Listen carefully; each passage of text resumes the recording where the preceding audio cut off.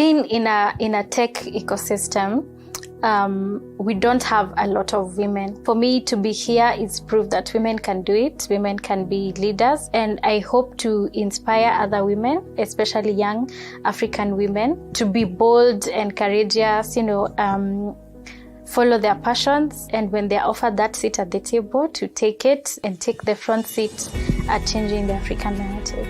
Since I joined Impact Africa Network, my thinking has really been expanded. I now for sure believe that if I put my mind and time into something, I can bring life-changing ideas into fruition. The culture at IAN encourages continual learning. This makes someone to source for outlets for learning, opportunities for growth in order to continually ensure that they do the best at their job. Also working with Mark, who has this great vision for changing the African narrative. He wants to take us on that journey with him. Pushes you to the limit, pushes you to want to be better. My thinking has changed from looking for problems to being a solution provider. That way, I will stop worrying and actually do something. I really enjoy being a leader and at the same time being a student. At Impact Africa Network, there's a lot of continuous learning and development. So it gives you this hunger for knowledge. It pushes you to be the best possible version of yourself, because you cannot change the African narrative being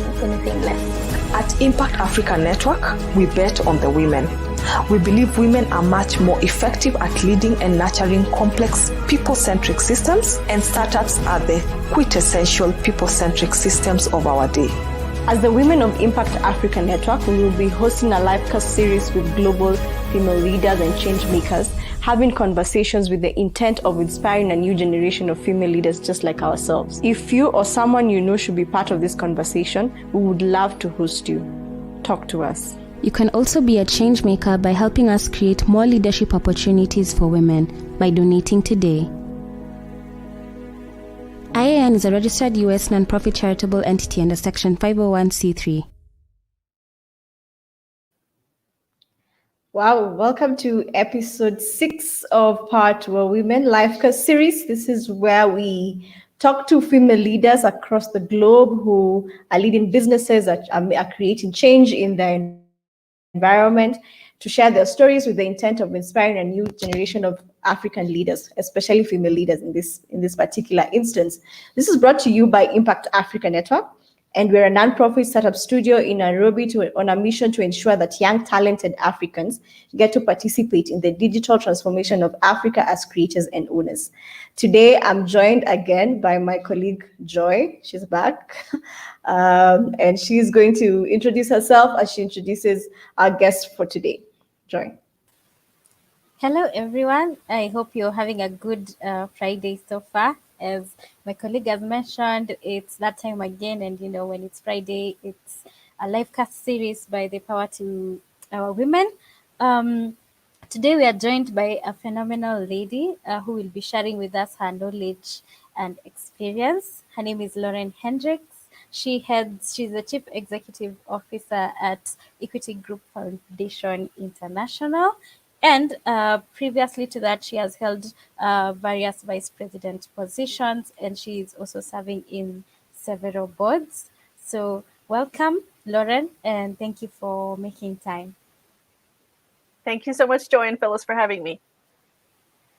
Awesome. So I think I've introduced you, but that was so brief. I think it would be really nice if you talk to the audience a little bit about yourself so that they can understand.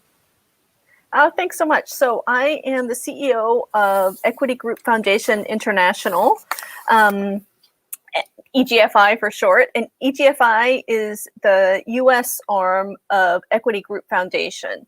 Equity Group Foundation is part of Equity Group. Equity is the largest financial institution, largest bank in Kenya, and has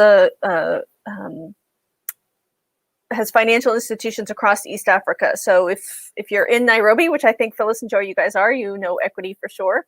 Equity has banking operations in Kenya, Uganda, Tanzania, Rwanda, South Sudan, and DRC.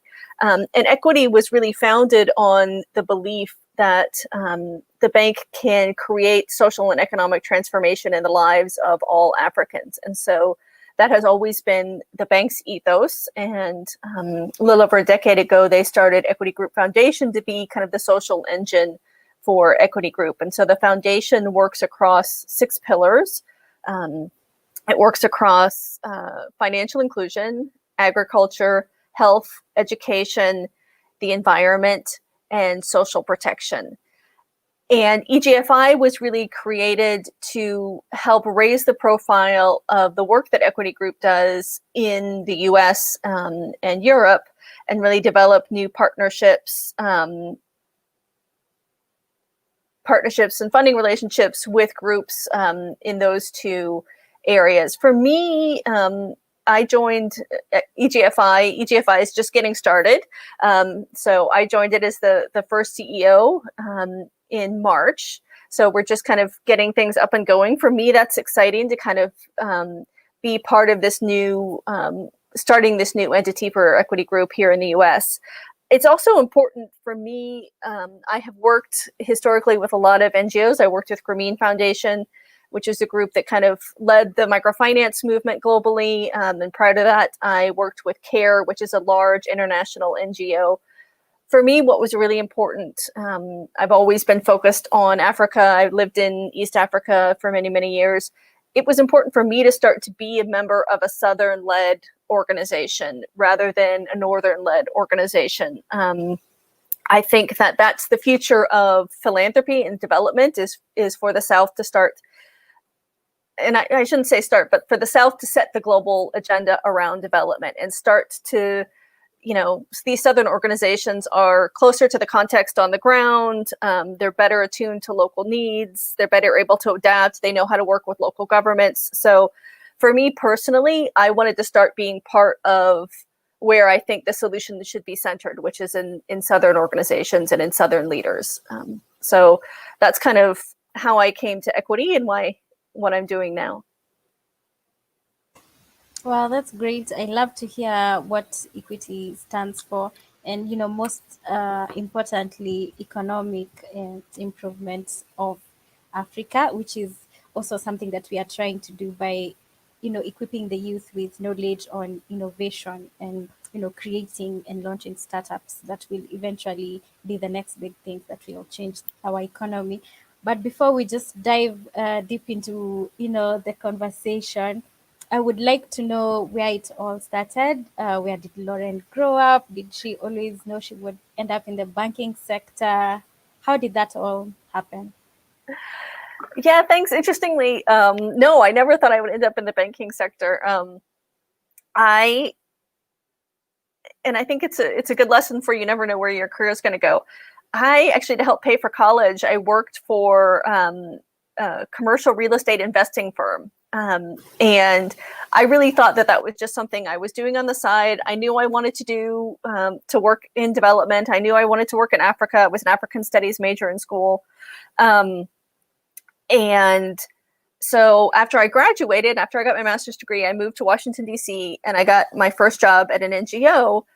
And microfinance at that time was just starting, which may tell you how old I am, but we don't have to go into that. And because it was a new sector, people didn't have a lot of experience in it. And because I had worked in college at this job that I thought was completely irrelevant, I was one of the only people in the organization that knew how to calculate interest or knew, what portfolio risk was. And so I kind of got sucked into supporting at this NGO called ACD Avoca, supporting their startup microfinance work. And I found that I really had a passion for it. It matched my personality very well. I always have I've always been someone who's very good at like math and analytical things. I was a math lead in high school. But I always wanted to be a very creative person. And so microfinance, I found for me, allowed me to kind of bring in the analytical part of my personality, but also the kind of creative problem solving part of my personality. So that's really how I got started in microfinance. And I think it's a good lesson that you kind of never know what skills you build up along the way that are going to come in handy. Sure. Take us to, the journey about you being a first CEO of Equity Foundation Group. How is that for you? How is that coming? I know it's just your first year. So how has that been? It's been interesting. This is the first time I've kind of been part of a startup, so that's a new, a new challenge for me, and it's really forced me to pull on kind of every part of my experience and my background. Being the CEO means that you need to keep your eye on strategy. You need to keep your eye on kind of the big picture, but you also need to make sure that operations are being handled. So, everything from kind of payroll to taxes and finances and your regulatory filings. So all of that becomes something that you really need to keep an eye on. And so for me, that's really been kind of a learning curve. It's interesting the way I ended up at Equity Group Foundation International, which is when I was at CARE, I lived in Tanzania and I ran a continent-wide program called Access Africa, which was about access to finance across 27 countries in Africa. And during that time, I worked with Equity Bank. They were one of our partners. And I got to meet Dr. Mwangi, who's the CEO of Equity Group, through that process, through our partnership with Equity Bank. And so when this job came open and I applied for it, it was one of those things where I think he immediately recognized my name, and he and I had a good relationship on that previous partnership. So this job then became a very good fit, a very natural kind of progression of that relationship. And especially, I think, because I've come into it during the pandemic, I'm talking to you from my basement in Washington, D.C., when I would really rather be talking to you from Nairobi. Having that relationship with Dr. Mwangi and with Equity Group beforehand has really helped make this transition, even when I can't physically be there yet, go much smoother. Fantastic. I think that speaks to a great point. We are always insisting that our fellows network. Yes. So I think that shows the importance of networking. You never know which person is going to be the stepping stone to your next move. So I think that reminds us of how important networking is and building relationships, really. And I also like the point you mentioned previously about settling for a career that matches your personality, because that makes it easier for you to grow. Before I jump into my next question, I would like to remind our audience that they could always type in their questions in case they have any questions. If you're watching us from Twitter, which is at IA Network Tweets, or from Facebook or YouTube, please just type in your question. We'll be able to see it and ask Lauren as we move along. So Lauren, any challenges you've had so far, especially being in these leadership positions and as a lady? Oh, sure. I think there's a lot of challenges to being a female leader in this work, and some of them are kind of higher order challenges, and some of them are real logistics challenges. So I'm kind of thinking about this question, and one of the words that I constantly came up with in terms of challenges was condescension. I think one of the things when you're a female leader, or when you're coming up as a female leader, is the condescension you get treated with by some of your male counterparts, whether it's ignoring your ideas, whether it's taking your idea and kind of repurposing it as their own. I think especially when you're in kind of a financial space, people tend to think that you don't have the experience or the background, and which I just find so interesting, because men never have this challenge, right? Men feel perfectly confident to step into any issue, no matter how little they know about it, and assert their opinions. And we as women, sometimes our opinions, even when we have the background for it, aren't taken seriously. And so I really would encourage all the women out there to, make sure that when you're in a group setting, I've had lots of situations where I'm the only woman in the room, I'm the only woman on the plane. Be confident in asserting your position, and don't let somebody steamroll it just because you're a woman or just because they aren't respecting you. Hold firm in that. I think one of the other things that happens to us as women sometimes in leadership is that we're either strong in our opinions and we're thought of as bitchy, or we try and be more gentle about how we get our opinions across, and then we're thought of as weak. And so we get caught in this catch-22 of how do we get our opinions across or our point across while still not ruffling any feathers at the table. I think another real issue that women in leadership face as they're coming up is maintaining a work-life balance. It's just more of a challenge for women. I've missed children's birthday parties because I had to be at conferences or workshops. And I think for us as women, that's sometimes a pain we feel quite intensely. At the same time, I've always tried to make sure, because I travel a lot for work, because I do miss birthdays, I try and make sure that when I'm home, I prioritize, making sure I attend school events or those types of things. And so having that flexibility so that you may miss some things, but you're able to prioritize other things. And having that work-life balance can be tough as a female leader, but it's something I think we all need to prioritize. You mentioned very, very important points, especially now that the population at Impact Africa Network is very young women who are moving into the next stage of starting families and everything. So I hope we will all be able to figure it out. Another thing is, now that you've been able to spend a lot of time, especially as a female leader, and you've seen changes over prolonged period of time, would you say we are there yet in terms of diversity and inclusion of women in the workplace? It's an interesting question. The short answer is no. I think we see a lot of diversity, to be honest, at the kind of lower levels. I think as you move higher and higher into leadership, we tend to see less diversity. And I think that happens for a number of reasons. Partially because you see women take time off for family and then rejoin the workspace maybe, and that they're rejoining at a lower level. And so it takes longer time for them to move up to leadership levels.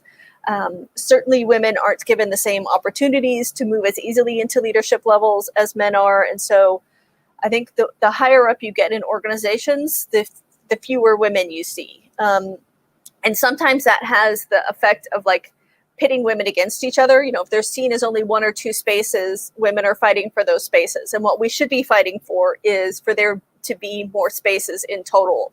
And so I think it's really important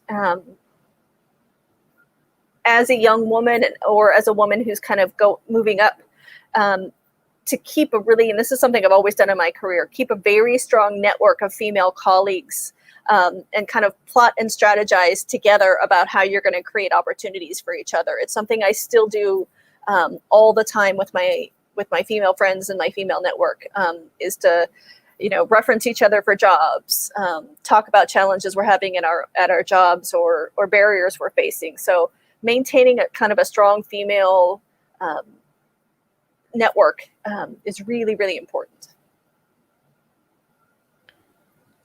An amazing soft skill that you're teaching there in terms of how women can vouch for each other and just work together. I personally, and I'm sure this is of interest to especially people who work with Impact Africa, people who work in startups, and to take you back to your, what I would call your technical or your technical skills or experience areas, which is in financing, because you're a unique guest for us, because most of the guests we've had are either building startups or have built startups, so they have been on the receiving end of some of the challenges startups face, and one of them is financing. And you've mentioned you've worked with Access Africa Fund and now with Equity Group Foundation International, which all of them are in and around supporting certain thematic programs that include finances. So from your experience, my question really is, and from your experience, what is the status of financing, especially of entrepreneurs in the African market? to whatever extent that you can speak to that. Yeah, it's a big issue, to be honest. Female founders, female entrepreneurs, particularly in the African market, but globally as well, just receive significantly less funding than male founders and male entrepreneurs. I mean, to like 20%. It is shocking, the different level of funding, and it's shocking the different standard that female founders are held to than their male counterparts. Female founders are expected to have the answer to every question. They're expected to have everything locked down, whereas male founders can get away with, oh, well, we'll work that out as we go along, or, oh, yep, that's a issue we acknowledge, but we haven't found a solution for. Women are expected to have it all locked down. And so women just get significantly less funding than men. I think it's a real challenge globally. Some of the things that are happening around kind of AI, in theory, should help to resolve some of these issues, but I don't think that we're going to see a huge change in this until we really start to change the attitude of loan officers, of venture capitalists, et cetera. We've seen a few groups that have started up, particularly focused on female founders, funds that are specifically looking for female founders, and that's great. And that's going to, I think, provide some real evidence. But until we get the mainstream institutions really focused on funding female startups at the same level as male startups, it's going to continue to be a challenge. That's great. And in terms of the comparison, here we're comparing access to finance between male and female, but also I'd also like to hear opinion in comparing access to financing in the African market, what I think you were trying to connote as the southern side part of the world, and where you're at. What are your thoughts on that? Access to financing, is seeing that you have really served the African market in your career. Yeah, I think it's similar. Africa continues to be underfunded in terms of the appetite. I think particularly because Africa is such a young continent, and it has such an entrepreneurial kind of ethos to it. It is dramatically underfunded in terms of particularly kind of venture startup capital. There is debt available in Africa. Again, I think it's still quite rationed, and debt is not available for startup entities or even for new businesses as much as it should be, although more so than equity or kind of venture capital. Venture capital in Africa is still massively underfunded. Good to see someone else from outside the market noting that. And I really like what you stand for. Like, you actually recognizing that people from this part of the world should start building their own economies and being supported to build up, instead of just always trying to run away from where we are to gain for ourselves. And that's a very good, I am grateful to hear that coming from you, from where you sit, and people like you, because it's true. I believe, and we believe, not just myself, Impact Africa Network, it's the reason why we do the work we're doing, that Africa is the next frontier. And so we are positioning ourselves to be in the heat of things, when companies start to grow out of here. So, and I'm sorry to put you on the spot now, as the CEO of Equity Group Foundation International, seeing what you stand for, what you believe, what is it that you'd like to accomplish in terms of enabling local, especially young talent in this market, and entrepreneurs, women entrepreneurs, which I believe is part of the mandate of EGFI. Yep, absolutely. Mm-hmm. And it's interesting, I always use M-Pesa as an example. Like, Africa changed the whole world in terms of mobile money. And that's really an African innovation that has spread globally. And I think, so, when you say Africa is the next frontier, I completely agree with you.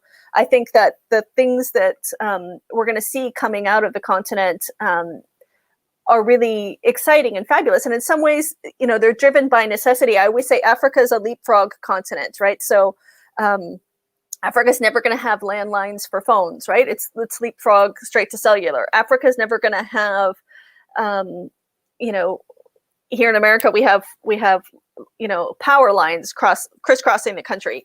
Africa's never going to do that. It's going to jump to renewable energy sources and mini grids and microgrids and solar, right? So Africa is a leapfrog continent, and so seeing what the next leapfrog innovation is in Africa is very exciting. And so that involves investing in, new, innovative, unusual ideas to see which ones are going to pan out. And that's certainly something that Equity Group and Equity Group Foundation are trying to do. So, I think for Equity, over 60% of our loan book in total is dedicated to small and medium enterprises. And so that's really where Equity is putting its money. That's really where Equity is putting our effort. On the foundation side, the majority of our effort goes into agriculture and SMEs to build capacity, to help those businesses grow.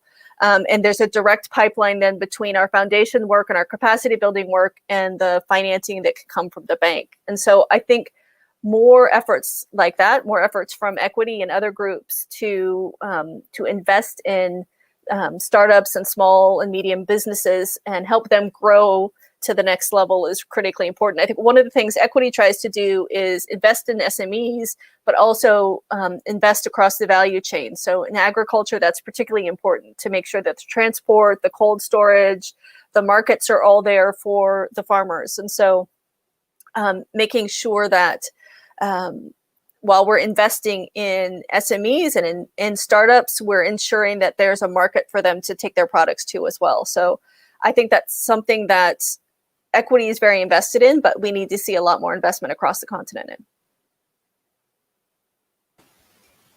Right, Lauren, we really do need to see more people coming to Africa and invest in our ideas. And I like that you mentioned we are ripe for new, innovative, unusual ideas.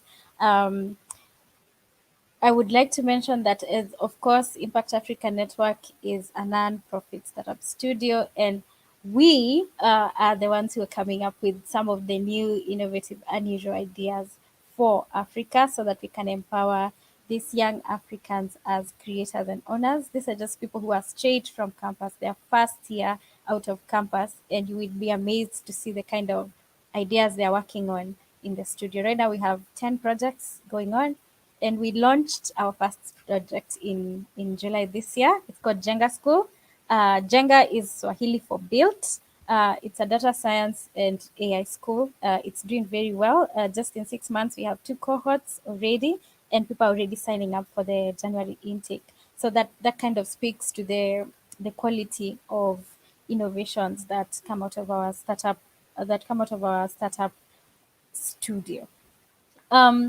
Now, we believe that women are the best suited in leading these kind of startups and nurturing them to grow. And I want to hear your thoughts on, women leadership, especially in nurturing things to grow, considering you're also CEO of Equity, the first CEO of Equity, and, you have the same position. So, sorry, just to clarify the question, what qualities do I think women bring to leadership? Is that kind of what you're asking? Yes, because we believe that women are best suited to grow and nurture startups. Well, I'm not sure if I would agree with the proposition that they're best. I always try not to pit the genders against each other, but just to say that we bring our own unique qualities, and we're at least as good as. But I think women can bring everything men can bring. We can bring the intelligence, we can bring the drive. I think women bring some soft skills that men sometimes lack. Empathy is a good one. I think women understand people's challenges and people's problems in ways that men don't sometimes, particularly because women often have to deal with those problems. So we see the challenges that our counterparts are facing in balancing work and life.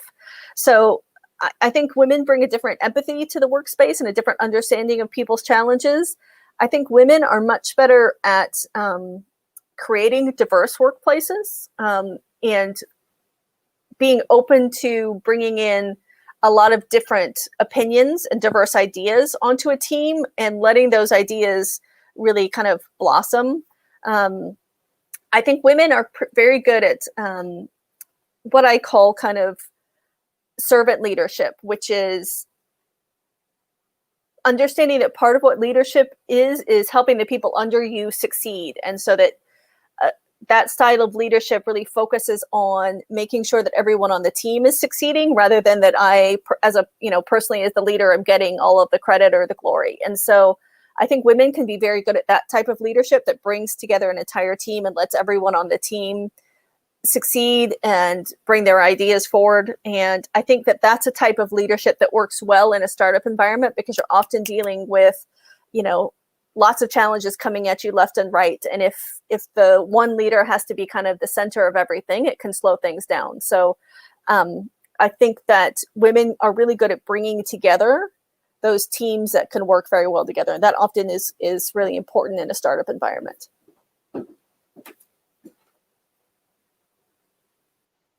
Awesome. That is the exact same reason why we believe women are great at leading startups. It's the reason you've mentioned soft skills. They have empathy, a certain kind of understanding, and just bringing everyone together in a team. So no, we don't believe women are better than men. We believe genius is evenly distributed. Just that sometimes we have these qualities that you've mentioned that are key to growing organizations that are really starting. And now that I've mentioned that, we're not like women are better than men kind of organization. A few weeks ago, one of our guests mentioned the concept of having good men. That is, men that support women to take on this leadership the leadership of these organizations. And I'm just wondering if you, in your journey, do you feel that you've been supported by men? Because we do need this really good men. Yeah, absolutely. Absolutely. There have been a few men who've been really instrumental in helping me succeed. And one of them is a gentleman named Bo Cutter, and he was the chairman of the board at CARE when I worked there. And he really believed in my ideas and in my work, and has been a mentor to me for the last 20 years. And the thing about what Bo has done for me is he's kind of brought me along. So he invited me to sit on my first board seat for an organization that he was running. And interestingly, like every reiteration from that, he's always asked me to join his boards. So I've sat on 3 or 4 boards now with him. And especially for women, I think that opportunity to sit on boards is really important and not so well understood. Sitting on boards helps you make connections across different industries. It helps you understand, if you're going to be a CEO, you need to understand what a board thinks and how a board is going to hold you accountable. And so sitting on a board even before you become a CEO, for me, was really, really helpful in understanding what I needed to achieve as a CEO. So, and that's something for me that Bo did for me. He also, interestingly, I was at CARE during a CEO transition. And when I was at CARE, I was kind of a middle management position. And Bo had me interview for the CEO job at CARE, even though he and I both knew I probably wasn't going to get it. And I didn't. But it was a training for me to be able to interview at that level and to think of myself as someone who was aspiring to that level. And so he's just one of those people who's always pushed me to think about how I'm going to go to the next level, and created opportunities for me to start to do that. And I think it's so important to have those people in your lives. And one of the things I took from that as a lesson was that it's always my job then, as I move up, to create opportunities for people that I've worked with, or people that have worked for me. And so that's something that I take really, really seriously when I transitioned to leading this large program in Tanzania. I created opportunities on my team for people to join me out of different country offices and out of different countries. So for creating that opportunity for people to have their first international job, which is so important on a resume. When I have people on my team, I always try and create opportunities for them to sit on boards, to attend trainings. And so I think having a mentor or somebody like Bo in my life, helped create opportunities for me, but it also taught me that lesson that it's my job to help create opportunities for other people.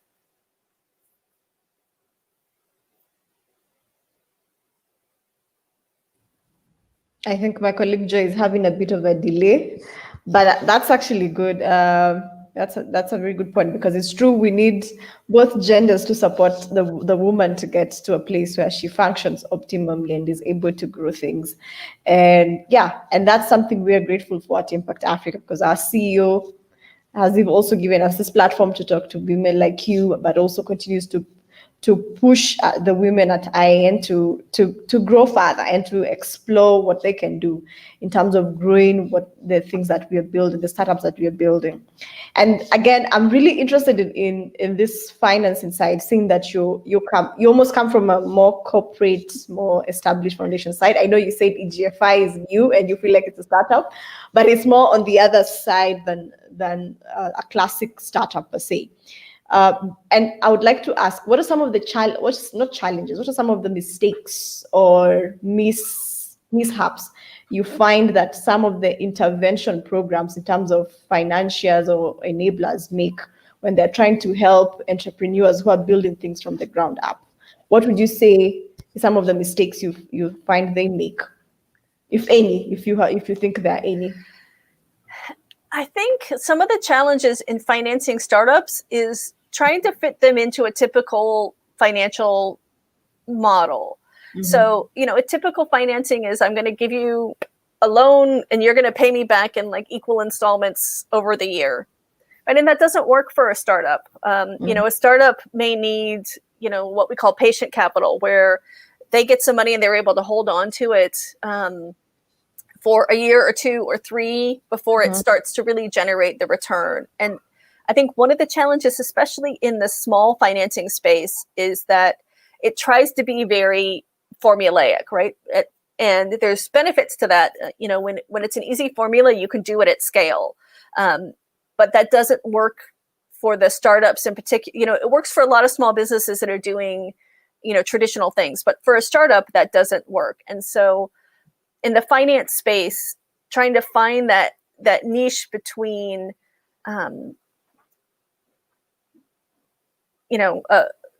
financing SMEs at scale versus what a startup really needs, which is a much more tailored financial package. It may need a combination of equity and debt. It may need some what we would call mezzanine financing, which isn't quite equity, but has a more patient long-term view than typical debt does. I think one of the challenges too for startups is that mezzanine space, right? So it's hard for startups sometimes to accept a lot of equity because the owner doesn't have a lot of equity, and so they'll get diluted out if too much cash comes in as equity.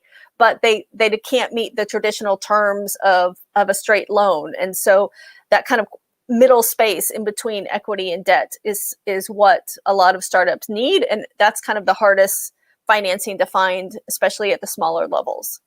So that might have been too technical an answer, but startups have a very unique financing needs that don't fit the normal formula of a bank per se. Yeah.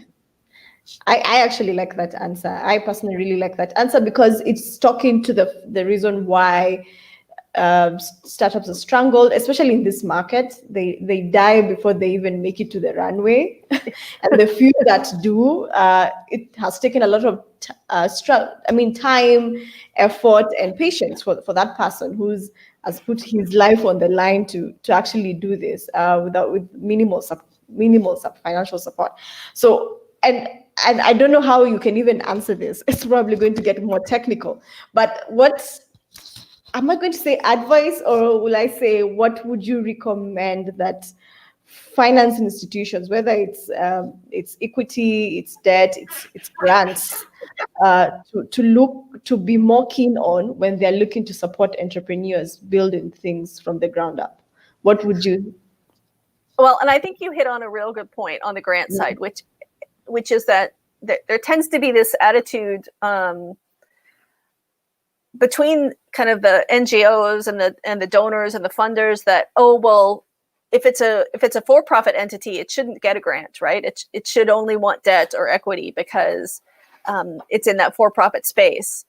But really what a lot of them need is grants, right? Because as I said before, they can't take equity because the owner doesn't have enough cash in it to take a large equity chunk. But yet debt doesn't work because they're not in a kind of positive cash flow position yet. So grants are actually what they need. And so a much more kind of robust program around kind of small and medium-sized grants for startups would be, I think, really catalytic in this space. You have no idea how exciting it is to hear that from you. Which is not to say that equity is necessarily in a position to do that, but I just think that that's what's needed. Yeah, I mean, coming from a CEO of someone, that's a very good point to hear, because maybe at this point I can explain how we are structured, and the reason why we are structured is exactly what you're addressing in that particular question. We are structured as a nonprofit, so we're a nonprofit startup studio. So where we house talent for a period of 12 months, where they work on market niche projects that they're looking to solve certain market problems after 12 months. But in these 12 months, we are structured as a nonprofit because we need to cushion the process of them actually working on something without having to worry about their day-to-day lives, or even just so that we're able to bring things to market. Because without that, forget, everyone will go and trying to get a job that they can take care of themselves faster. So it really speaks to the heart of how we are structured, and I like that. I know it's not something that's EGF, and I don't want to claim that that's a perspective that I admire that you hold personally. And I'm glad to hear that from you. And I'm not sure if you have any questions from the audience. I don't seem to see any, unless Joy, you've seen any. I've seen you unmuted. No, we don't have any questions from the audience yet, but looking at the time, maybe we could jump into the quick fire questions. And just as a reminder to our audience, you can type in your questions, whether you're watching on YouTube, Facebook, Twitter. Our Twitter handle is at IA Network Tweets, or just use the hashtag Power to Our Women. We'll be able to see your question. I don't know if you're ready to jump into the quick fire questions already. Let's do it. All right. So first one, what advice would you give to a young lady stepping into a leadership position for the first time? Yep. So I would have two pieces of advice. One is build a good team. You are nothing without a team when you move into leadership. And I think one of the hardest things when you move into leadership is that you're used to executing on something, right? You're used to doing something. And when you move into leadership, your job is to facilitate other people to do things. And so that can be hard to kind of give up that control.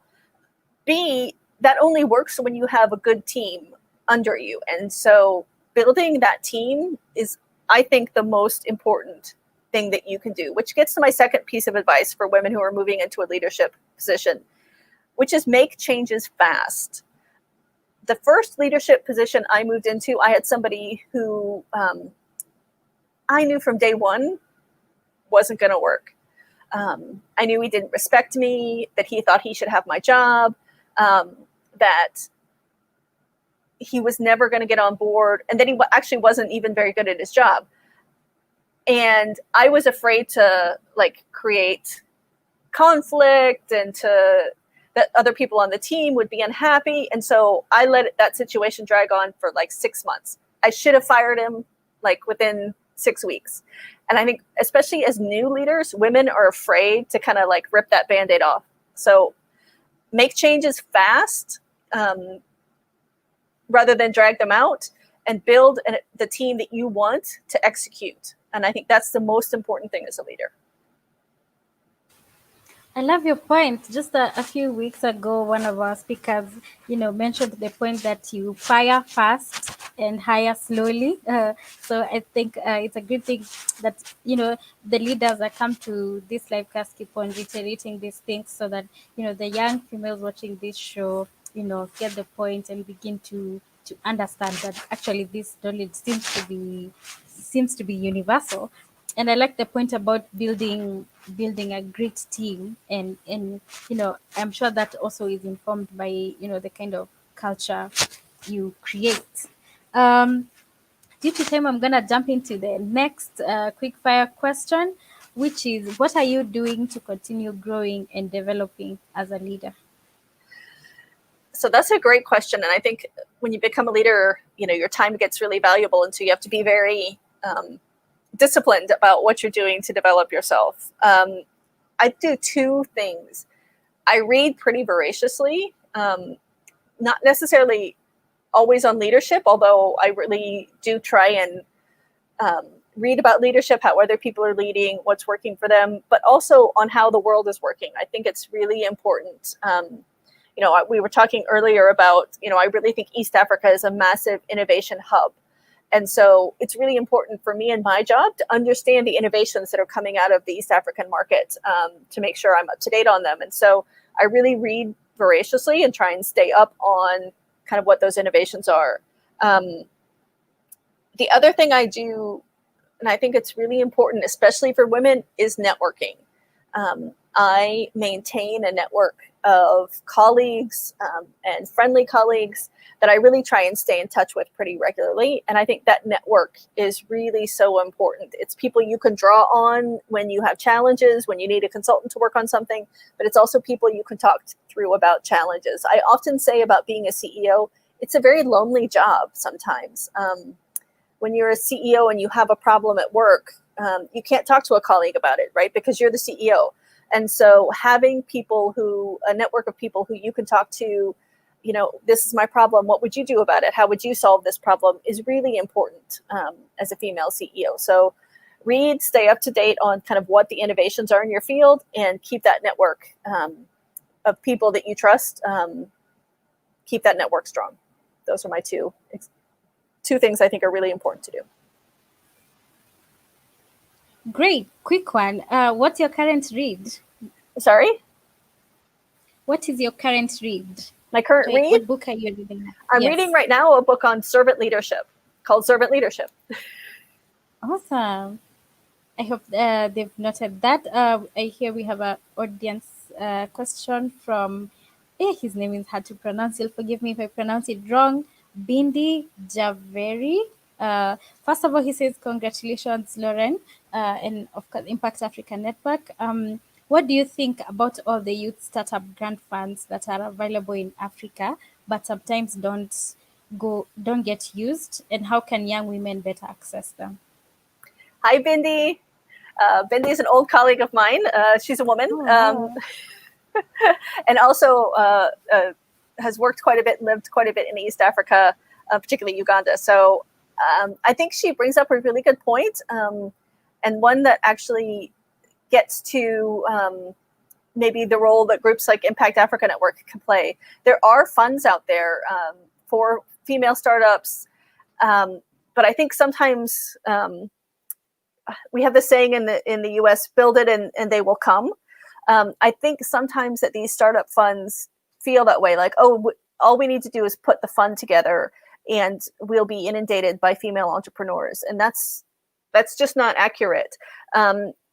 Financing is a challenge faced by female entrepreneurs, but networking is as well, and having those contacts. And so a lot of female startups and entrepreneurs just aren't aware of the resources that are out there and available to them. So networks like Impact Africa and others really should be hubs for kind of collating all of this information on what the resources are that are out there and disseminating it out to your networks. And so I think it's a really good point that Bindi brings up, which is that there are resources out there that sometimes go unused because female entrepreneurs don't know about them. So getting that word out, advertising, spreading through networks is almost as important as setting up the funds themselves. Awesome. So ladies, let's do our research, let's do our networking, let's go get this fun. Yeah, and if you find funds but they don't work for you, put them on your network so that other women can see them, you know. Absolutely. We have another audience question from Mumbi. She's asking, what has been the toughest decision you've had to make in your career? That's a good question. I think it's always the most difficult thing to terminate somebody. Even if they're doing a poor job, even if you know that they're bringing down the team, especially, you know, for me, because when I work in a development or an NGO space, and you know that, you know, lots of people's lives or livelihoods depend on your team doing a good job. You know, when you have to terminate somebody, you know that it has, you know, massive impacts on their life, on their families' lives, on their livelihoods. And so it's a very tough decision. You could be analytical about it all you want, but it's still a person at the other end of that. And so terminating somebody is always, I think, the most difficult decision. That's a very tough one for sure. And on to the last question, which we usually ask every lady that comes into our audience. What is the biggest challenge you would like to leave for the next generation of women leaders behind you? Well, that's a good question.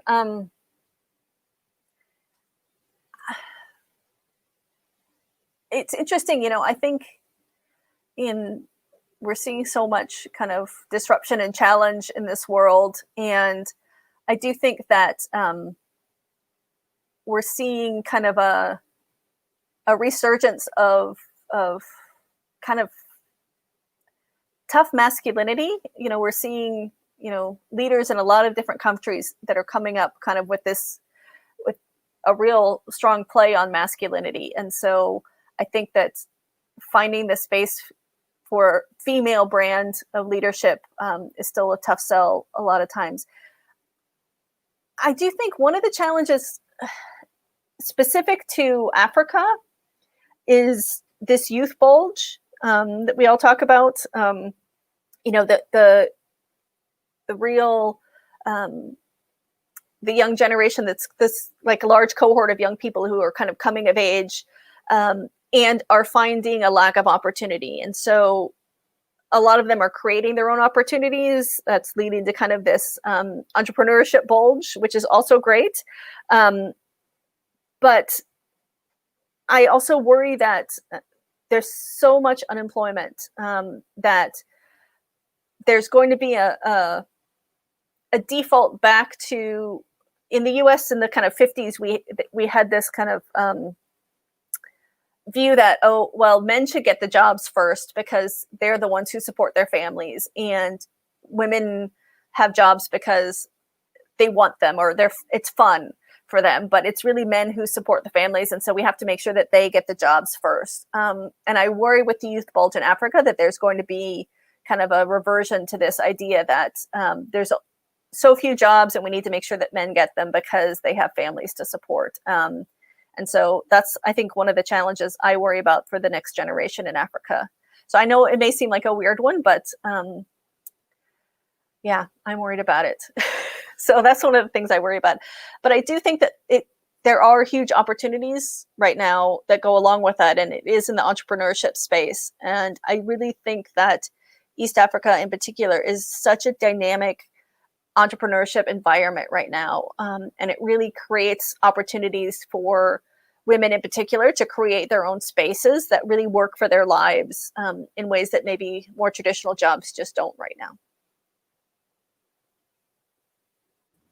That's an interesting worry. I've actually never had that from anyone else. But I see where you're going with that, where women will be accessing opportunities just because it's fun, but it's not priority, which is where people like us come in. For us, it's priority. It's they can do this. The reason they're getting is because they can do it, not because let's just try. Yeah.